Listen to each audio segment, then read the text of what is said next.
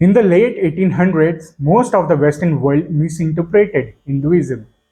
Most Europeans thought it was just idol worship, weird rituals, and ancient superstitions.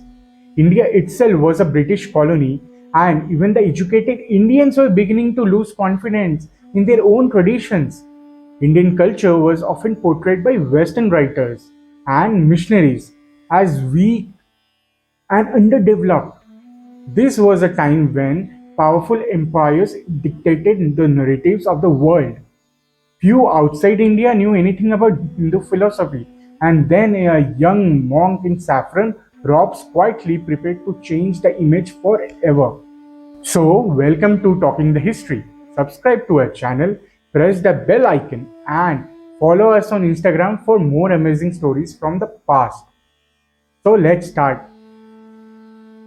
That monk was Swami Vivekananda. Vivekananda was born in 1863 and was greatly influenced by his spiritual teacher Ramakrishna Paramahamsa. Unlike many spiritual leaders of his time, Vivekananda was familiar with both Eastern philosophy and Western intellectual thinking. He had studied science and philosophy and was fluent in English, and he believed that Hinduism could withstand any modern idea in the world. He spoke of universal truth, self-realization, tolerance, and human unity, not of religion through fear or rigid rules.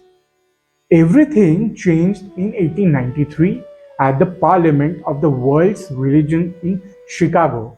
Representatives from different religions gathered to explain their beliefs before an international audience.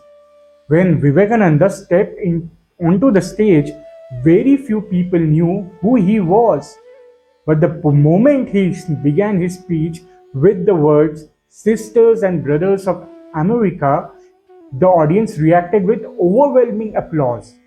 It was not just his voice that shocked people, it was the confidence, warmth, and intelligence behind his message. Vivekananda did not argue that one religion was superior to another. Instead, he explained that Hinduism taught respect for all paths leading toward the truth. He described Hindu philosophy as ancient yet deeply rational. He spoke about Vedanta, meditation, and the divine potential inside every human being. For many Western listeners, this was the first time Hinduism had been explained, not as mythology, but as a sophisticated spiritual philosophy.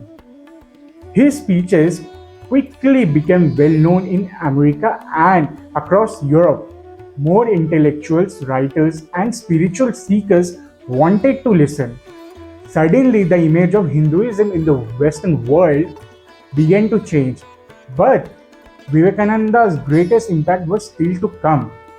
For as he was changing the world's views about Hinduism, he was also discovering something powerful within India. Stay tuned for part 2. Thank you.